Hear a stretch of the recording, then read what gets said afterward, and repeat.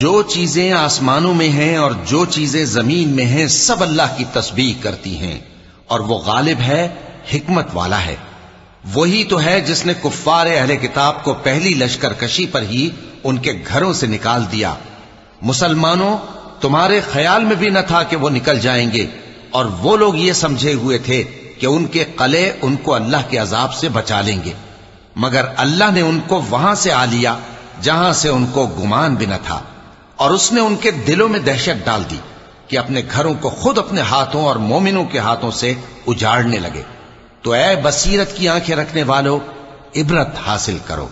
اور اگر اللہ نے ان کے بارے میں جلا وطن کرنا نہ لکھ رکھا ہوتا تو ان کو دنیا میں بھی عذاب دے دیتا، اور آخرت میں تو ان کے لیے آگ کا عذاب تیار ہے ہی۔ یہ اس لیے کہ انہوں نے اللہ اور اس کے رسول صلی اللہ علیہ وآلہ وسلم کی مخالفت کی۔ اور جو شخص